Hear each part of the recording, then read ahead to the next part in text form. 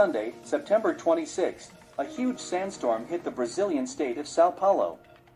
The dust cloud reached cities in the west of the state and advanced towards the state of Minas Gerais. Among the hardest hit cities are Franca, Ribeirão Preto, Araçatuba, Presidente Prudente, Jales, and Barretos.